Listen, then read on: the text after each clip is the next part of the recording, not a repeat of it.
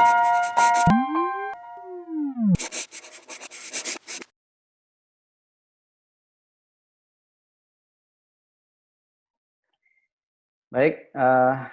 bismillahirrahmanirrahim. Assalamualaikum warahmatullahi wabarakatuh.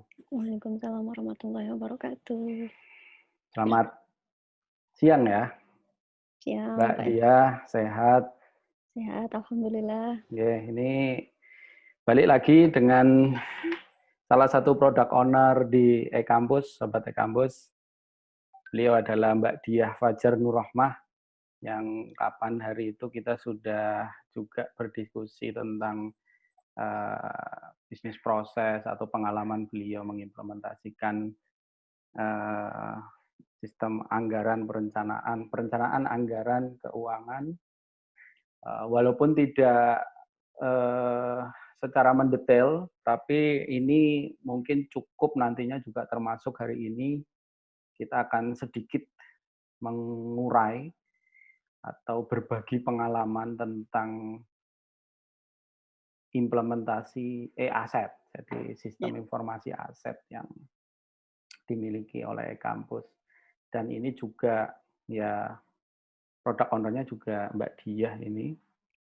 Saya mungkin nggak perlu menjelaskan lagi karena sudah pernah saya menjelaskan. Beliau sudah kurang lebih dulu di GT berapa lama ya Mbak ya? Dari 2010. 2010 ya, cukup lama, cukup 10. senior gitu. Dan pasti nanti juga kita akan banyak urai, banyak berbagi tentang pengalaman-pengalaman Mbak Diah, dan juga kebetulan karena dulu saya juga menangani di ranahnya Resource Management 1, yang salah satu modulnya itu ada e-aset. Ya, mulai dari kalau bicara di RMS 1 dulu langsung ke aset atau aset dulu malah atau keuangan dulu ya dia ya?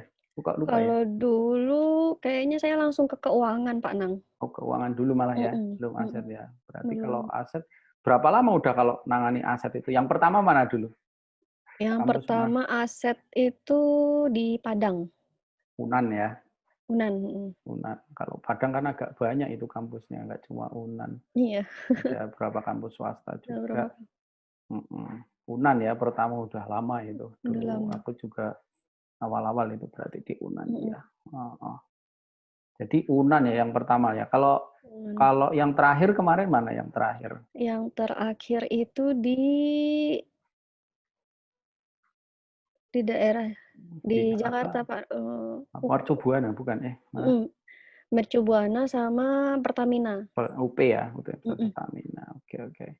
Nah, ya sama seperti yang beberapa hal yang kita bahas sebelumnya juga, Sobat Kampus, mungkin Mbak Diah boleh ceritakan tentang apa ya, kalau bicara sistem informasi lah, solusi berupa sistem informasi ini kan nggak beda jauh dengan apa namanya, dinamika-dinamika kampus di mana sukses implementasi itu kan tidak selalu ada pada eh, kapabilitas sistem karena atau kapabilitas solusi yang ada.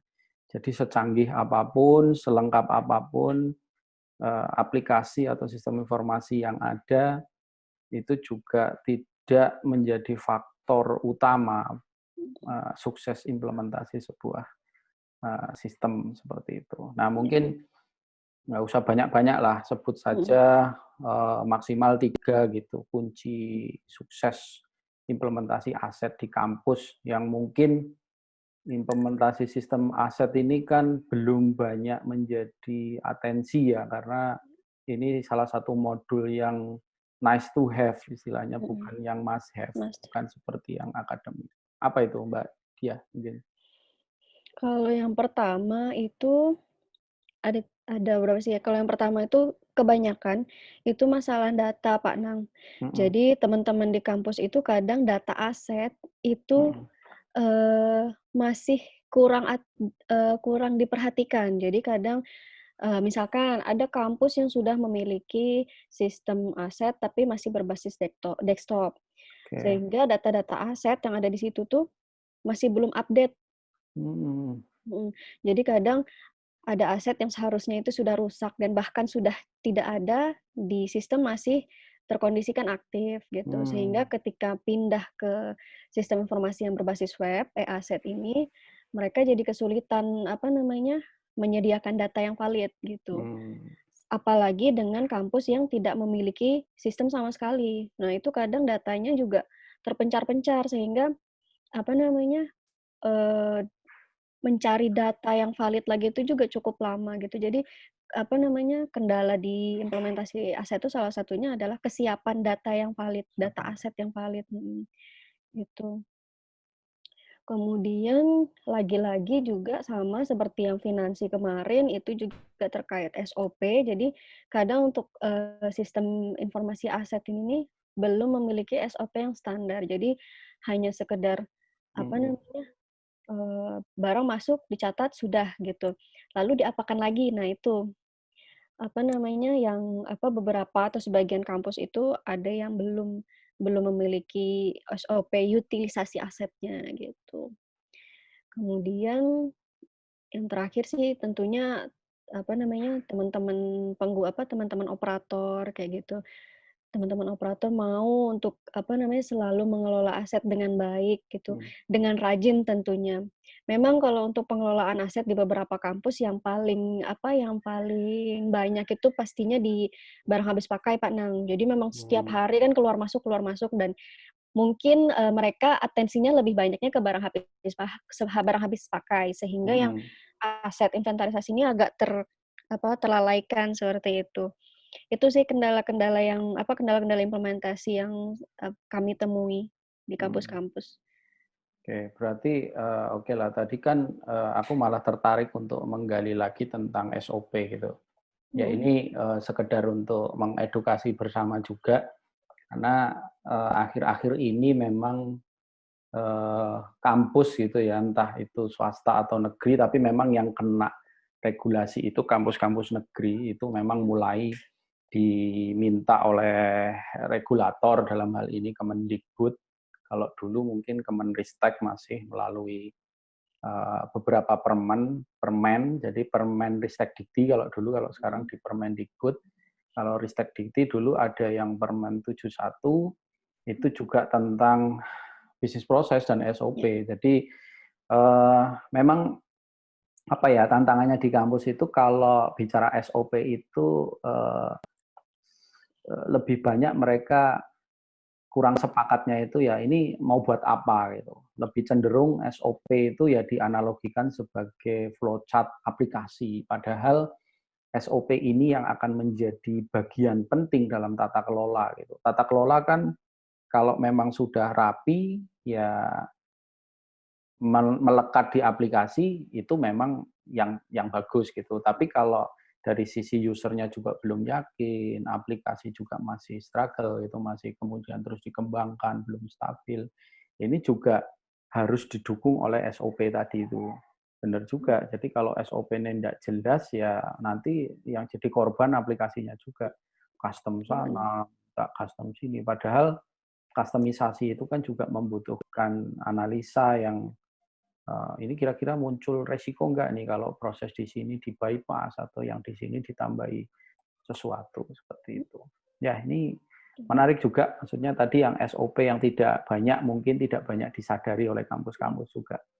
Ya, ini yang jadi hal penting di dalam implementasi sistem, tadi ya, data, SOP, dan juga operator mungkin yang harusnya, oh ya ini di operator juga, kan kita juga sering ini Mbak Diah, dulu waktu implementasi di kampus itu, kalau aku nyebutnya operator aset itu kayak apa ya, ketugasan samben apa ya, nggak pokok gitu.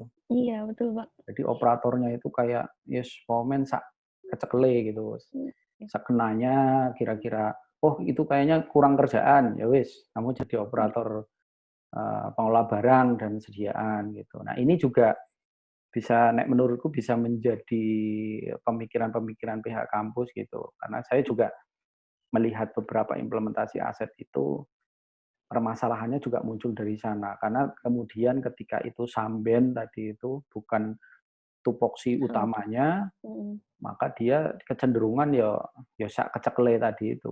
Pokoknya ada barang masuk catat kayak gitu. Iya betul, Nanti Mbak. utilisasinya gimana, posisinya ada di mana, nek arep perbaikan yo mbuh kepiye gitu. Mhm, Apalagi di sisi strategik, misal harus merencanakan sudah beli aset nggak pernah mhm, dianggarkan untuk perbaikan, untuk maintenance, padahal aset pasti kental dengan kebutuhan-kebutuhan pemeliharaan. Yo beli AC mosok AC setahun ora diservis, ora diganti freon kan nggak mungkin gitu.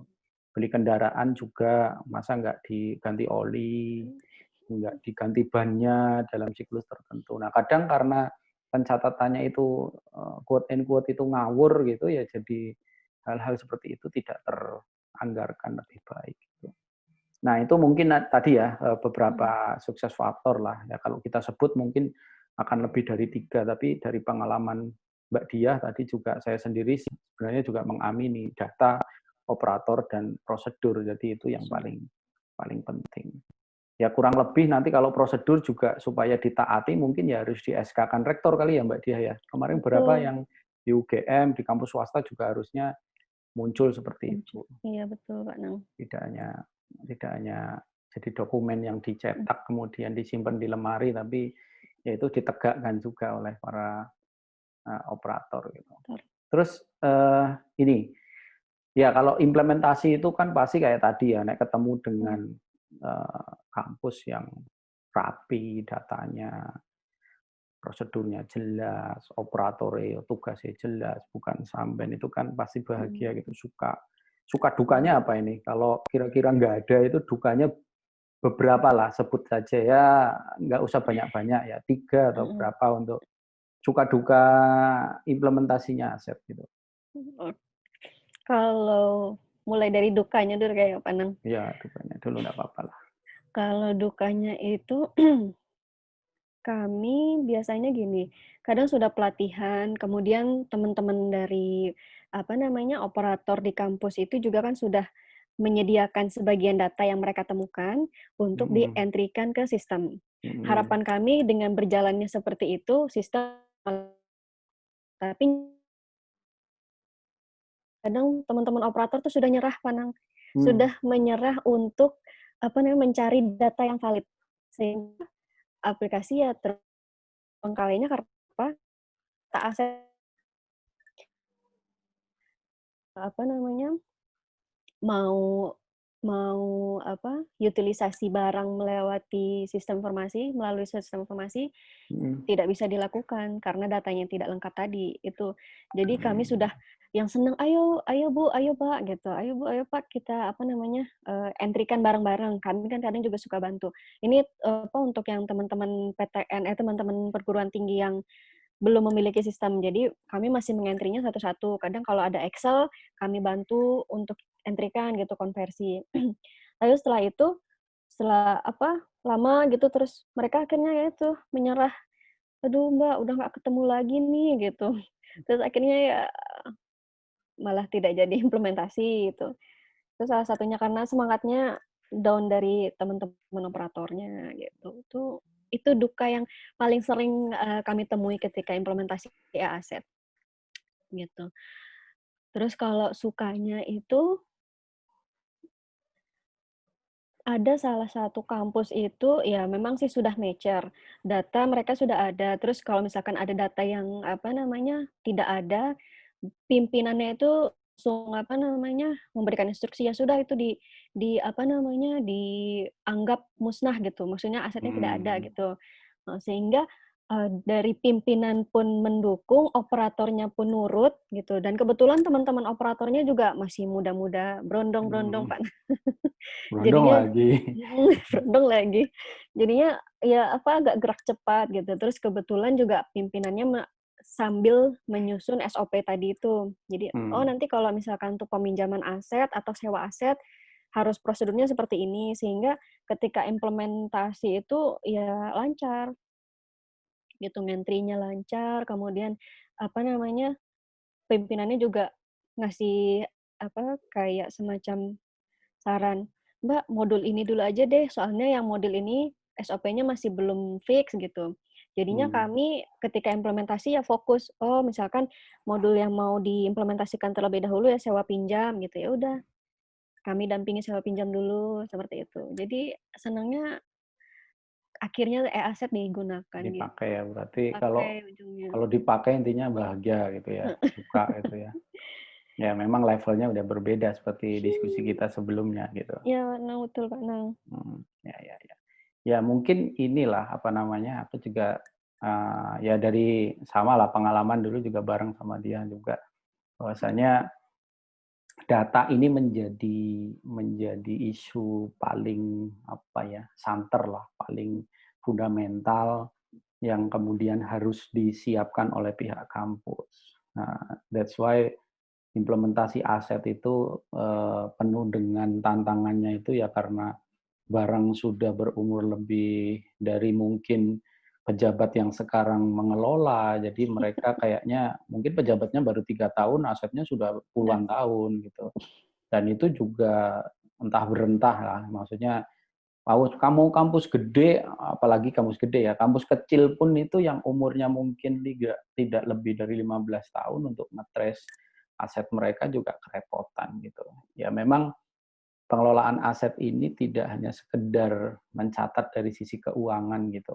Kalau kita bicara SIMAK BMN misal yang Mmm, dipakai di kampus negeri gitu, ini negeri. kan sekarang sudah tergabung di SPAN Sakti ya, Sakti, Kak. Damakso Sakti. Jadi tools yang integrated misalnya ERP-nya Kemenkeu yang kemudian mencakup semua pengelolaan di semua dirjen, salah satunya Dirjen DCKN ya, Dirjen KKN, Kekayaan Negara, negara.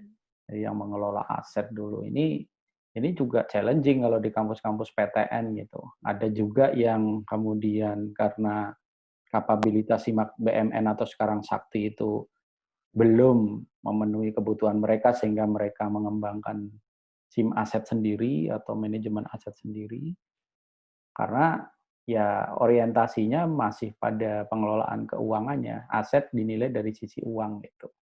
Jadi belum menilai aset sendiri untuk bagaimana aset ini sustain, bagaimana Mhm. aset ini bisa menjadi kekayaan institusi secara long term gitu. Jadi masih membayangkan aset sebagai tidak lebih, apa ya, barang yang mungkin mungkin kecenderungannya kayak barang habis pakai jadinya, beli aja nanti kalau kira-kira rusak tengah jalan, beli lagi aja, kan pakai anggaran negara dan sebagainya. Mhm.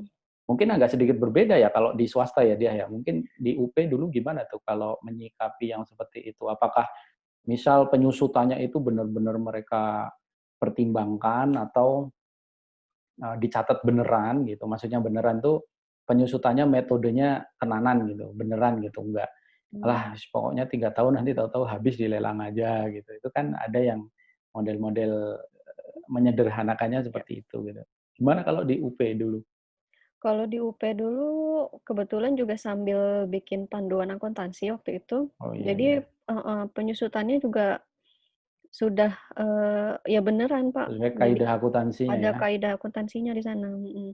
Mhm. Itu yang mungkin teman-teman dari PTS nih perlu mencontoh itu. Oh iya, kemarin tuh belum lama Pak Nang, ada kendala kendala apa, implementasi aset, karena Mhm. waktu itu e-aset terintegrasi dengan e-finansi, Mhm. dan terintegrasi dengan laporan keuangannya juga. Mhm. Itu salah satu kampus di Sumatera. Nah, itu kendalanya adalah mereka tidak tahu nilai aset yang mereka miliki, sehingga ketika mau diintegrasikan dengan finansi, kita nggak bisa mencocokkan nih, Mhm. sebenarnya nilai asetnya dalam rupiah dengan yang dicatat di finansi dengan yang real itu matching nggak, gitu. Nah, itu yang, salah satu kendala implementasi aset tadi. Sehingga memang ketika nanti teman-teman dari perguruan tinggi yang belum tahu aset ini nilainya berapa, memang perlu ada badan, apa Pak Nang, yang menilai Appraisal. appraisal itu. Yang membantu, ini berapa sih nilainya sehingga nanti ketika implementasi dengan integrasi dengan e-finansi, itu sudah matching nilainya. Itu salah satu kendala. kendala implementasi aset dan juga kendala integrasi ke finansi. Ya, ya. Gitu. Ya memang, ya itu sebenarnya kayaknya hampir semua ya kampus-kampus Mhm. yang terutama yang kayak tadilah, yang punya sejarah aset panjang gitu, bahwasanya aset mereka sudah banyak, kemudian ketika dicatatkan di buku dulu mencatatnya tidak tidak cascade sampai ke item per item, itu kan akan menjadi masalah ketika akan migrasi ke model yang, benar-benar detail gitu. Mhm. Karena memang nilai aset tetapnya ketika dihitung di akuntansi memang harus sama dengan nilai yang ada di lapangan. Ada. Nah, ini kan yang agak berat. Kadang beratnya itu bukan masalah satu hal sih, masalah menginventarisir. Hal yang kedua, mengakui secara legowo bahwa asetnya itu nilainya memang tinggal segitu gitu. Nah, ini kan yang kadang gesehnya pun itu tidak banyak diimani, kalau menurutku tidak diimani oleh pejabat-pejabat terkait gitu. Ya ini tantangannya memang, terlebih kalau kita tadi yang dia sampaikan, menggunakan jasa appraisal itu udah jasanya juga mahal. Iya, betul. Tapi beberapa kampus sebenarnya menempuh jalur sertifikasi stafnya untuk menjadi seorang appraisal, appraisal aset itu nanti dinilai sendiri sebenarnya. Mhm. Tapi ya perlu waktu gitu, perlu perlu apa ya, perlu proses lah. Karena misal kayak gini, kalau aset tetapnya dinilai 1 miliar gitu, ketika diinventarisir barangnya itu nilainya ternyata, jadi, 10 miliar gitu. Ini kan jadi dilema yang luar biasa 10 kali Mhm. lipat gitu. Iya. Atau mungkin ya ada yang 5, 8 kali lipat. Nah, itu yang harus diputuskan gitu. Siapa yang Mhm. memutuskan kadang pejabat juga, pejabat kan Mhm. ya saya cuma menjabat berapa lama sih, nanti saya ambil keputusan kayak gini keseret-seret lagi ya, misal kayak gitu. Ya.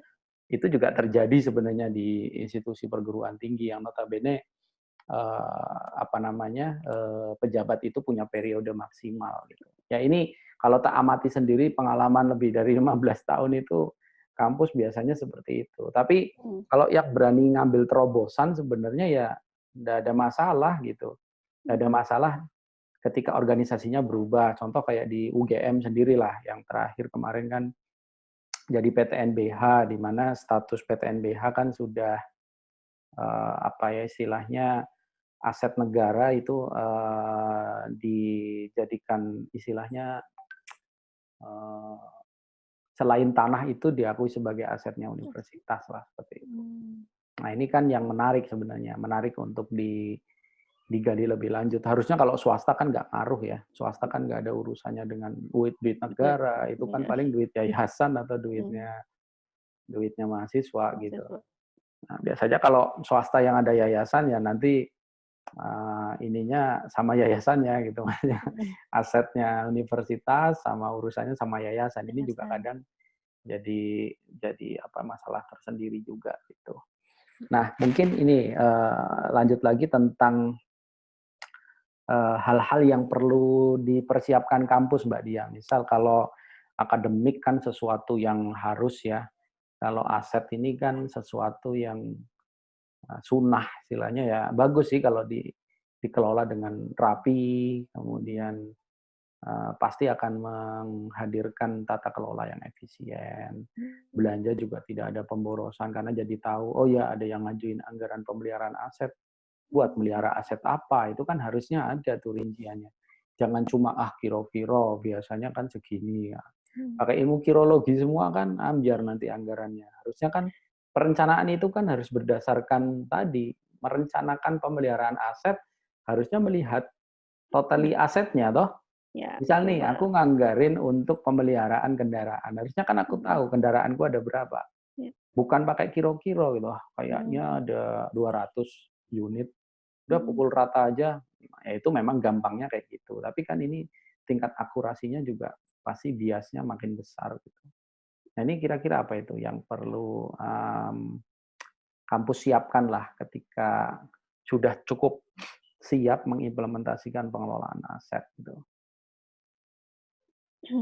Mungkin kalau Organisasinya, tata kelolanya atau apanya ya, lagi gitu. mungkin yang pertama itu tata kelolanya, Kak Nang, karena kebanyakan tuh, teman-teman yang implementasinya agak lambat untuk e-aset tuh dari tata kelola. Jadi kadang, eee, gimana nih kalau misalkan, utilisasi asetnya ini mau mau seperti apa? Apakah hanya dipinjam di internal saja atau nanti, Mhm, eksternalnya boleh gitu. Itu mhm, yang, utilisasi paling sederhana ya, Pak, yang apa, dan juga yang paling sering dilakukan oleh teman-teman kampus. Nah itu yang, jadi kendala juga. Jadi disiapkan utilisasi asetnya mau seperti apa? Kalau mmm, dipinjam yang boleh pinjam siapa aja, kalau disewa nanti, apa namanya, siapa nanti yang menentukan harganya, seperti itu. Itu salah satu contohnya untuk tata kelola. Itu sih yang dari pengalaman. Kemudian dari kesiapan operator juga.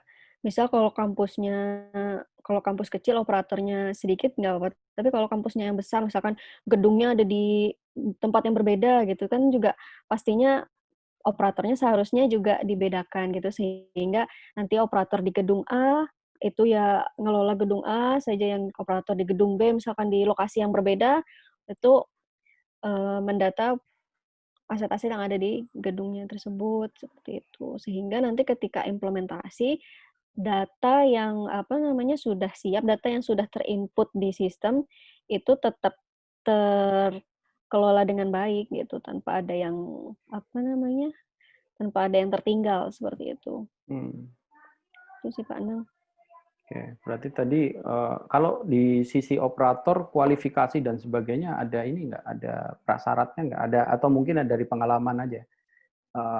Beda antara kualifikasi operator yang tadi ya kecekele gitu, Mhm. dengan, kualifikasi operator yang memang khusus dipersiapkan, yang dia paham tentang pengelolaan aset gitu.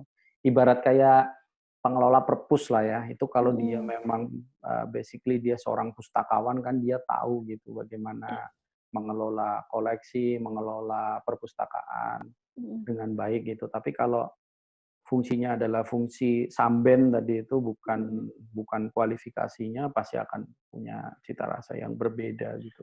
Betul, Pak Anang. Pengalaman kami juga seperti itu, sama sih, Pak Anang. Jadi ada, apa namanya, akan lebih baik kalau ada operator yang dedicated di sana gitu, sehingga pengelolaan aset pun juga lebih rapi. Tidak hanya sekedar, oh barang datang kemudian dicatat, sudah. Tapi, Mhm, apa, paling enggak tuh barang sudah dicatat, kemudian lokasinya ada di mana. Nanti ketika, setiap bulan gitu ngecek, apa kondisi asetnya sudah masih baik atau sudah rusak, seperti itu, mmm, juga, apa namanya, terkelola dengan baik gitu. Jadi update pimpinan mau tahu update kondisi aset di gedung ini nih mana sih, berapa aja sih yang rusak, supaya nanti kita menganggarkan untuk tahun depan gitu. Itu data yang akan disajikan pun sudah mendekati valid, seperti itu, Pak Nang. Jadi memang sebaiknya operator yang dedicated di pengelolaan aset. oke. Berarti dedicated itu kunci ya, operator yang Mhm. dedicated. Mhm. Kalau misal, latar belakang pendidikan Mbak, ada nggak pengalaman di kampus mana gitu yang, oh ini kayaknya kalau latar pendidikannya doktor aset gitu atau Kalau master gitu, latar belakang belum saya nemu belum belum nemu yang belum ideal pernah kali ya? nemu. Iya, belum pernah Oh, nemu. ya itulah. Itu sebenarnya yang aku juga tertarik untuk apa ya, mungkin memang aset ini di kampus ini bukti bahwa aset itu, belum menjadi atensi yang cukup menarik gitu. Apakah harus Oh, diisi oleh seorang akuntan, maksudku sarjana iya, akuntansi gitu. Karena mhm, pasti di akuntansi diajarilah tentang karena itu kan bagian dari, neraca ya, pasti neraca. aset tetap itu kan bagian dari urusan-urusan duit, urusan keuangan. Jadi orang Mhm, akuntansi kan harusnya punya peran di sana. Aku pikir mhm, ini sih memang belum terbukti sih, teman-teman. Jadi, apa ya, operator aset itu harus background-nya akuntansi atau background-nya manajemen development, master gitu. Tapi tak perhatikan gini, kalau di UGM ya contohnya ya, di UGM itu pengelolanya kan ada di Direktorat Aset. Nah, ini memang mhm, di Direktorat Aset sendiri itu akan memang diisi oleh, personil-personil yang memang spesifikasinya itu di, apa namanya, kalau ininya MacDev ya, Magister Development. Jadi, MacDev dan mmm, dan keuangan, akuntansi. Jadi itu memang ada korelasinya sih kalau tak pikir-pikir metodenya untuk menilai sebuah aset itu kan ada background orang keuangan juga seperti itu. Nah, ini memang tidak bisa dijadikan patokan juga karena ya tergantung aset yang dikelola gitu. Kalau kayak di UGM kan sudah cukup banyak, kalau Banyak. di apa namanya, kalau di kampus yang mungkin asetnya masih kecil gitu ya. Tapi minimal sebenarnya D3 lah, D3 akuntansi atau D3 Hmm. akuntansi kan ada kalau D3 Hmm. gitu. Setidaknya dia sense of apanya ya,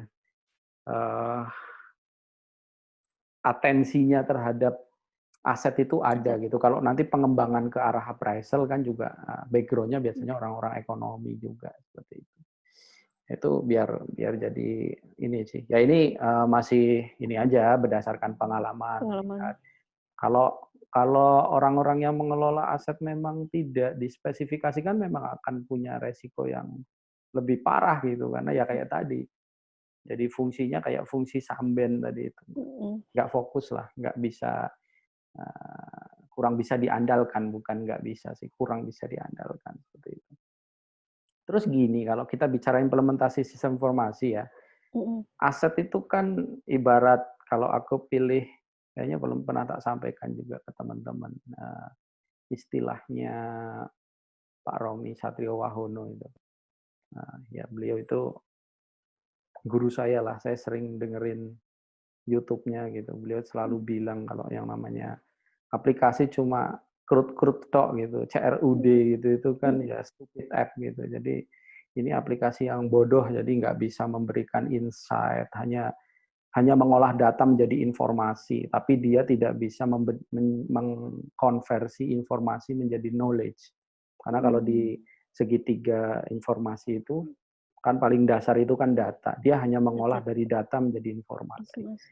Itu stupid app gitu. Itu anak semester 1 sekarang lah, mungkin anak SMK juga udah bisa bikin. Nah, kemudian mengkonversi dari layer 2 ke layer atasnya 3 menjadi sebuah knowledge ini kan butuh pengetahuan lebih gitu. Untuk jadi pengetahuan itu kan insight nanti yang paling atas atau wisdom ya, sehingga muncul kebijakan ini kan skill set yang lainnya gitu. Nah ini kalau bicara kembali ke pengelolaan aset gitu, apa sih yang kemudian menurut Mbak Dia sendiri kampus itu harus menggunakan sistem informasi gitu untuk mengelola aset? Contoh kayak gini, ya ngelola aset pakai buku juga bisa kan? Mm-mm. Barang datang dicatat, Ya. nanti beli stiker, ditulis, template, udah ada kode Mm-mm. barang gitu. Sudah taruh Mm-mm. terserah lah mau kemana. Mm-mm. Kalau barangnya agak-agak fisik gede gitu ya disemprot lah. Dulu kan Mm-mm. zamannya kayak gitu juga. Ya. Disemprot pakai kode supaya nggak hilang di mana-mana gitu. Kalau sekarang udah pakai barcode ya sudah di print, barcode-nya ditempel, ditutup, di Mm. protect biar nggak gampang rusak dan sebagainya. Nah itu kan bisa pakai Ya. buku. Yang kedua pakai Excel. Nah, Mm-mm. kenapa harus pakai sistem informasi gitu? Mengelola aset kenapa harus pakai sistem informasi? Kalau menurut Mbak Dia? Kalau menurut saya, eh, tidak hanya sekedar mengelola data, sistem informasi yang dikembangkan itu tidak hanya sekedar mengelola data, tapi juga bisa memberikan data dukung. Misalkan contohnya gini, di aset kan sudah ada fitur untuk mengubah kondisi aset gitu Pak Nam. Mhm, mhm. Nah, ketika nanti di rapat pimpinan misalkan rapat anggaran gitu, ini berapa nih kita butuh pengadaan barang atau tidak. Nah, data dukung untuk menjawab pertanyaan pimpinan itu bisa dari sistem informasi aset gitu. Jadi bisa ketahuan nih, misalkan, oh kita butuh pengadaan kursi nggak? Oh butuh Pak, ini kursinya di sini sudah rusak nih, ada sekian sekian kursi yang dirusak di ruangan ini, dan ini. Nah itu data tersebut, informasi tersebut bisa dilihat dari sistem informasi aset Hmm. seperti itu. Tuh kemudian ketika misalkan pengelolaan saja gitu, bisa dilihat, oh ternyata yang paling sering dipinjam nih auditorium nih, seperti itu. Kita butuh pembangunan lagi nggak? Kayak gitu. Itu juga jadi sebuah data atau informasi bagi Oke, pimpinan gitu, untuk oke. pengembangan sarana selanjutnya, kayak gitu. Itulah kenapa teman-teman dari kampus itu perlu mengelola aset dengan sistem informasi, gitu. Berarti tadi Itu sih, Kak. kuncinya log maintenance ya. Iya, Ini memang yang paling paling susah sebenarnya. Yang apalagi tadi yang pertama menstatuskan barang di mana benar. bayangkan kalau itu pakai buku gitu, terus tahu-tahu Betul, ada Pak. kursi ditendang mahasiswa di mana patah gitu. Tahu-tahu udah diuncal kening gudang aja gitu. Kita nggak Mhm, pernah tahu gitu. Ya memang kalau aku boleh nambahin sih gini Mbak Dia, salah satu yang mhm, mengapa harus pakai sistem, memang semuanya tidak selesai dengan sistem. iya, Karena banyak juga kampus kan yang menganggap sistem itu kayak tukang sihir gitu. Jadi keluarnya, pokoknya nggak perlu butuh inputan, tahu-tahu keluar informasi yang bagus, yang nggak bisa juga gitu. Pasti tadi kolaborasi antara operator, ada sistemnya, ada datanya.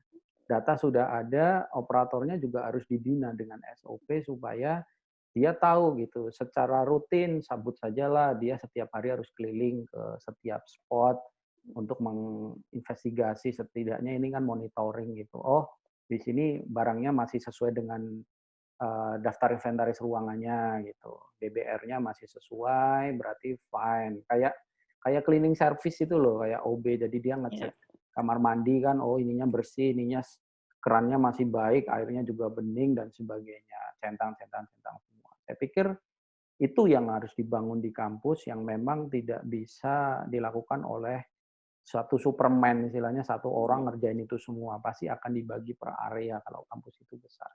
Contohnya misal kayak di UGM itu pengelola barang itu ya per prodi gitu. mhm, Bahkan tiap prodi itu pengelola barang juga melakukan stok opnam lah, Kak. Sama kayak barang sediaan gitu. Jadi mhm, barang sediaan kan harus selalu diinventarisir tuh. iya, Habis beli, kalau mau beli lagi ya dicek dulu di gudang masih ada apa masih enggak. ada nggak? Kalau di gudang masih ada ngapain beli kan. Mhm, Nah, selama ini kita kan pakai biasane, jurusnya itu jurus biasane.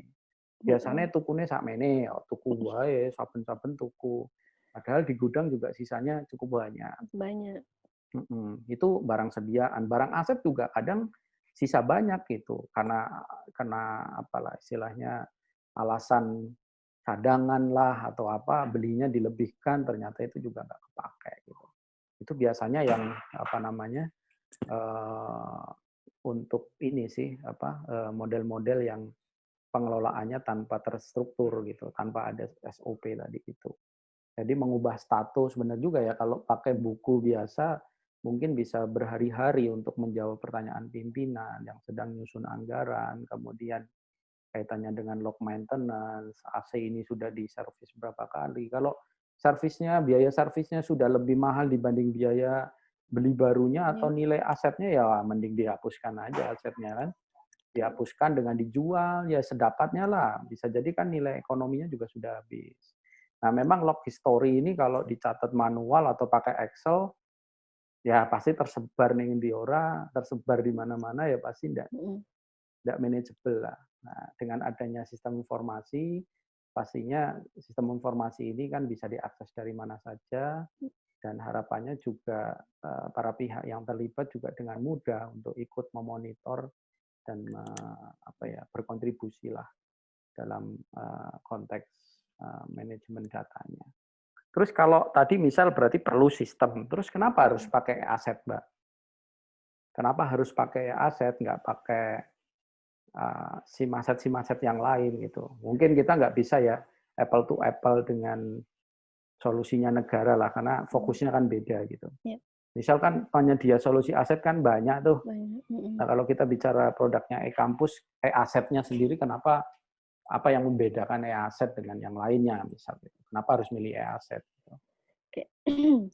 Selain dia web based, itu salah satu, apa namanya, keuntungannya.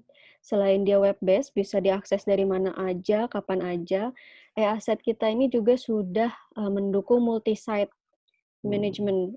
Jadi, misalkan kampusnya itu tersebar di lokasi di mana-mana aja, itu bisa dikelola dengan satu sistem e-aset ini, gitu. Jadi, tidak perlu khawatir, oh nanti kalau yang kampus di sana nggak termanage dengan baik, datanya nanti tidak terintegrasi atau tidak teragregat seperti itu. Oke.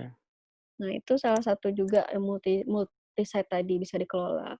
Kemudian juga fitur-fitur untuk utilisasinya juga sudah cukup lengkap gitu. Jadi sudah bisa, apa namanya, log maintenance tadi, misalkan mana nih barang yang rusak gitu, mana nih barang yang sudah, apa namanya, selesai diperbaiki itu juga sudah ada. Kemudian Mhm, juga mhm. ada fitur untuk pengelolaan sewa pinjam, kemudian portal sewa pinjamnya juga sudah tersedia. Kalau misalkan memang ingin, dipinjam di luar kampus itu sudah ada portalnya sendiri, seperti itu. Nah itu, yang membedakan e-aset kita. Ya, ya, oke. Mhm. Berarti tadi ya multi site, multi unit gitu ya. Maksudnya Ya, bisa bisa multi site itu beda multi site itu beda tempat ya. Misal beda ada tempat. kampus yang punya lokasi lebih dari satu gitu ya. Iya, betul. Biasanya itu jadi kendala juga kalau Mhm. lokal atau ada di desktopnya masing-masing gitu. Mhm. Walaupun sekarang teknologi desktop pun bisa client server, tapi kan pasti ada proses-proses tambahan untuk bisa menjadikan satu datanya dan bisa diagregasi secara akumulasi dari Mhm. unit sampai ke level rektorat. Kemudian kapabilitas utilisasi ya oke lah utilisasi. Mungkin aku boleh menambahkan Mbak Dia karena Iya. kebetulan yang di UGM sendiri karena saya yang menangani itu kalau yang versi di UGM itu bahkan karena PTNBH kan sudah punya kewenangan untuk menyusun sistem informasi aset secara otonomi, jadi secara mandiri sehingga dia Mhm. boleh mengelola asetnya dengan bisnis proses yang memang sudah dibangun di internal. Nah, salah satunya kan juga pengelolaan aset-aset PTNBH-nya mereka yang dibelanjakan, dibeli dari dana-dana masyarakat mereka, sehingga itu bisa mendatangkan PNBP baru. Salah satunya misal ya penyewaan gedung, gedung Mhm. bersama atau gedung serbaguna, kemudian bisa jadi membangun sebuah unit usaha sehingga unit usahanya punya aset juga dan ini bisa didata dengan mudah. Kemudian juga hal-hal yang terkait dengan pemetaan gitu. Ya, pemetaan itu ya sekarang kan zamannya zaman-zaman opo-opo nganggo peta gitu, karena mungkin ketularan Dora gitu. Jadi dikit-dikit tanya peta gitu kan. Supaya barangnya itu tahu gitu. Oh, kayaknya kita tuh puas gitu kalau tahu, tanah kita tuh di mana aja sih? Mhm. Klik, ada peta, terus ada area yang, oh tanah kita ada di Gunung Kidul, oh di Mhm. Jakarta juga ada, oh di Cirebon misal, atau oh, di daerah Banyuwangi sana yang masih ada beberapa banyak hutan, kayak gitu, sebagai tanah konservasi atau sebagai hutan konservasi atau sebagai ya mungkin geowisata seperti itu. Nah ini memang yang agak berbeda yang berikutnya itu tentang integrasi dengan keuangan tadi yang Keuangan, betul, Pak. keuangan karena aset pasti erat kaitannya dengan keuangan. Aset erat kaitannya dengan pengadaan. Ini juga sebuah kapabilitas yang tadi pastinya e-kampus yang sudah lebih dari 15 tahun ini punya solusi-solusi yang lebih komprehensif untuk tadi menjawab tantangan-tantangan kampus. Memang tidak atau belum semua kampus membutuhkan hal-hal yang seperti itu. Tapi bagi kampus PTNBH setidaknya UGM sendiri misal ya kayak tadi untuk memetakan aset yang tersebar di mana-mana, untuk integrasi dengan SIMKEU-nya existing, untuk integrasi dengan sistem perencanaannya karena aset juga ada kaitannya dengan perencanaan. Mhm. Kemudian dengan pengadaan, procurement-nya sendiri. Procurement yang kaitannya dengan procurement mandiri karena udah otonom, maupun yang menggunakan LPSE ya, yang dari LKPP itu. Mungkin kalau aku tambahnya itu aja sih, karena pengalaman di kampus UGM. Nah, mungkin ini bisa jadi pertanyaan terakhir mungkin sebelum kita selesai karena kita nggak boleh lebih dari 1 jam supaya ya nggak cepat bosen. 1 jam Iya. aja mungkin juga bosen gitu. Tapi setidaknya konten ini kan bisa bisa menjadi konsiderasi banyak pihak yang menginginkan tata kelola asetnya itu semakin baik dan semakin rapi gitu. Karena memang Kalau memang asetnya masih bisa dikelola dengan Excel, ya enggak masalah gitu. Tapi apakah akan berjalan seperti itu terus? Saya pikir juga enggak. Kampus juga pengen tumbuh, kampus juga pasti akan berkembang asetnya makin banyak, karena mahasiswanya makin banyak, dosennya juga makin banyak. Yang terakhir mungkin ini berbagi perasaan aja Mbak Dia. Perasaannya gimana ngelola apa ya, menjadi inilah mitra kampus untuk menjalankan SIMASET ini atau menjalankan e-aset, pengelolaan aset di kampus gitu. Kalau untuk e-aset susah-susah gampang, Pak. Malah lebih susah yang e-aset ketimbang yang finansi. Gitu Kalau ya. menurut pengalaman kami, soalnya ya itu tadi seperti Pak Anang bilang, operatornya tuh belum dedicated seperti itu, Pak. Jadi kesadaran untuk kan nyatet apa e-aset kan cuma sekedar nyatet aja, Mbak. Nah, itu yang apa kadang menjadi ya gitu dari tim kami. Kami sudah semangat tapi teman-teman operatornya tidak sesemangat kami. Itu sih. Ya susah-susah gampang. Tapi ketika teman-teman kampus itu juga sudah sadar, oh aset ini sangat penting untuk apa namanya untuk kampus karena salah satunya kan juga harus menyediakan sarana dan prasarana yang baik untuk mahasiswa dan sivitas di dalamnya seperti itu. Nah, ketika bertemu dengan kampus yang seperti itu tuh kami yang sudah yuk yuk gitu yuk jalan bareng gitu dan akhirnya ya alhamdulillah kalau sudah terimplementasi dan sudah terintegrasi dengan finansi, nah itu sudah senang banget kami. Oke, ya pastilah. Ya memang aset ini apa ya, kayak tadi butuh harmonis sih, butuh harmonisasi antara pimpinan yang memang punya kepentingan terhadap aset mereka dengan pengelolanya sendiri, dalam hal ini operator.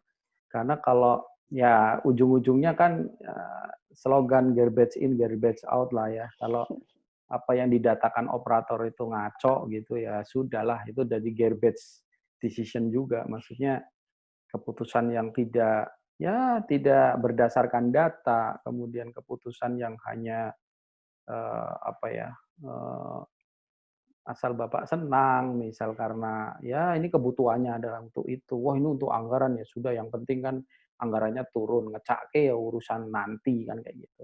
Nah ini kan yang agak ironi gitu karena eh, apa ya? Ya mungkin ini makin ke sini kan mungkin orang concernnya tidak lagi ke sarana prasarana yang sifatnya fisik ya, karena ini juga pandemik ini kan juga mengajarkan kita, COVID-19 ini mengajarkan kita bahwa dunia pendidikan benar-benar diuji nyalinya untuk bagaimana mendeliver pembelajaran dengan tanpa infrastruktur yang sifatnya megah-megah gitu. Ya cukup memang konektivitas, kreativitas, karena mendesain pembelajaran jarak jauh itu juga tidak bisa hanya kayak monolog. Ya, harapannya ya ada sesi-sesi kayak gini, misal diskusi. Nah ini pasti harus didukung oleh infrastruktur yang memadai gitu, yang reliable. Mungkin belanjanya dulu mau bikin gedung, ini belanjanya bikin tower yang kemudian bisa punya lebar bandwidth-nya hampir 1 giga gitu. Itu kan happy semua itu. Dosennya happy bikin konten, mau ngupload juga tinggal ke kampus juga sudah happy lah, jadi nggak emosi duluan. Bikin kontennya emosi, nguploadnya emosi ya, emosi terus cepet tua nanti dosennya. Gitu ya. Oke Mbak Ya, Diah, siap. ini sudah pada penghujung, mungkin aku menyimpulkan saja beberapa hal supaya Sobat Kampus juga yang mungkin tidak mengikuti dari awal tadi, saya simpulkan sedikit tentang diskusi pada siang hari ini, kaitannya dengan salah satu produk nice to have milik e-kampus, yaitu e-aset, yang mana e-aset sendiri ini sudah integrate dengan keuangan, dengan perencanaan, dan juga dengan akademik. Nah ini kaitannya dengan urusan akademik juga kadang complicated gitu, karena pengelola ruangan yang di akademik kadang di kampus juga nggak banyak sinkron sama pengelola aset yang ada di universitas gitu. Ini juga tantangan tersendiri karena selama ini memang kampus itu berjalan masing-masing, yang mengelola ruangan beda sama yang mengelola aset gitu. Atau nggak pernah ngobrol gitu, nggak pernah mendiskusikan ini baiknya bagaimana. Tadi Mbak Diah sampaikan tentang kunci sukses faktor implementasi manajemen aset di kampus. Yang pertama tentang data, yang kedua tentang SOP, dan yang ketiga tentang operator. Ya, yang jelas operatornya harus rajin. Nah, kalau bisa berondong gitu kan supaya semangatnya tinggi gitu. Kalau yang sudah tua-tua itu kadang juga ya nyun sewu gitu, mohon maaf, bukannya nggak semangat, tapi kadang ya kalau kita lihat kan berkurang semangatnya. Padahal mengelola aset ini butuh energi yang lebih besar karena memang aset yang sangat rigid, sangat banyak, dan juga kadang itu sudah bikin stres tersendiri gitu. Kalau anak muda gampang stres sih itu ya itu berarti bukan anak muda sebenarnya. Fisiknya aja muda, pikirannya udah tua. SOP pengelolaan tadi juga tentu pengelolaan untuk utilisasi, bagaimana aset itu bisa memberikan kontribusi buat tata kelola kampus, buat services kepada mahasiswa dan juga dosen. Nah, suka duka ya selalu ada lah yang namanya dinamika kampus kan, ya nggak banyak dukanya sih ya. Kalau banyak dukanya memang banyak hal yang tadi di key success faktornya memang tidak terpenuhi gitu. Karena misal sudah ada datanya tapi terus menyerah, ini kan sebenarnya balik lagi data lagi gitu. Kalau datanya tersebar, ngumpulin sudah capek, mau ngajak yang lain untuk ikut kontribusi juga mereka yang ogah-ogahan atau pihak kampusnya juga tidak memberikan atensi, sehingga mereka juga kayak setengah hati gitu untuk menjalankan itu. Kemudian ya kalau kalau data sudah lengkap, operator enak diajak ngomong, enak diajak kerja, itu juga nanti akan menjadi implementasi stage yang menarik gitu. Karena memang ujung-ujungnya nanti juga ada di keuangan, ada kemudahan bagi dosen, bagi mahasiswa juga seperti itu. Kemudian tadi Mbak Dia juga sampaikan tentang apa sih yang perlu dipersiapkan oleh kampus untuk apa namanya mengimplementasikan. Nah, yang jelas kan apa ya, operator tadi udah disebut juga dengan spesifikasi yang mumpuni lah, jangan operator yang apa ya, kalau saya pakai bahasa sih agak-agak nggak enak gitu. Kayak ini nanti di online kan saya nggak akan sampaikan, kalau offline saya sampaikan. Karena online jadi banyak yang nonton gitu. Tapi memang fenomenanya itu operatornya itu bukan operator yang pilihan. Nah ini beberapa kampus ini yang sangat disayangkan. Menentukan operator pengelola barang itu kayak kurang menjadi prioritas lah intinya gitu. Ada istilah yang lebih nyelekit sih sebenarnya, cuman nggak usah aja. Ya, utilisasinya gitu. Perlu dipersiapkan bagaimana prosedur-prosedur untuk mengelola asetnya, tidak hanya nyatet, karena ya aset tidak hanya sekedar dicatat, karena aset itu punya umur ekonomi, punya nilai sisa, ibaratnya dia masih terus menjadi kekayaan institusi gitu. Kalau kita beli gula, beli teh, beli apa kopi itu kan habis pakai. Mau numpuk berapa karung pun itu ya di akhir tahun harus dimusnahkan. Entah dimusnahkannya itu dibuang atau dikasihkan tetangga sebelah, itu urusan kampusnya gitu. Kemudian mengapa sih harus pakai sistem ya? Pasti makin complicated kampus mengelola aset, pasti digitalisasi dibutuhkan. Kalau asetnya cuma 1.000 meter persegi mungkin pakai Excel masih bisa gitu. Tapi kalau sudah multi site, kemudian asetnya sudah nilainya ratusan bahkan miliaran rupiah, pasti itu harus dikelola karena itu akan menjadi bagian dari kekayaan institusi seperti itu. Ada kebutuhan untuk tadi untuk mengubah, untuk tahu tentang apa ya, aset ini tuh pernah diapain aja sih gitu. Log maintenance supaya apa? Ya ini ada kaitannya dengan perencanaan. Kalau kita tahu kan jadi merencanakan maintenance asetnya itu lebih presisi gitu. Ya tidak 100% akurat, tapi setidaknya gap-nya itu nggak jauh. Karena kalau gap-nya jauh, nanti ujung-ujungnya adalah, wah ini ada dana sisa nih, bisa kita nah ini kan bisa diutilisasi untuk apa yang lainnya. Ini akrobat lagi, akrobat keuangan. Nah ini kan sering terjadi juga. Kemudian kenapa pakai aset? Kenapa pakai e-aset? Ya sebenarnya lebih pada kapabilitas yang apa ya, yang dibutuhkan untuk kampus-kampus yang cukup menengah ke atas lah ya. Maksudnya asetnya sudah besar, dia bisa ada di mana-mana, kemudian juga bahkan multi site karena ada di 1, 2, 3 kampus lokasinya yang terpisah, itu biasanya sudah agak sulit nanti kalau tidak menggunakan sistem informasi yang punya kapabilitas seperti itu. Kemudian juga sekarang eranya era peta gitu kan, semuanya harus berada di peta. Jadi lihat aset itu nggak mau lihat tabel, lihat aset pengennya lihat peta gitu. Langsung muncul ikon kursi, ikon gedung, ikon apa, sehingga kita tahu langsung bisa feel-nya itu kena gitu, merasakan gedungku akeh ya gitu. Ruanganku banyak gitu. Hutanku itu tanahku itu kaplingannya banyak di mana-mana.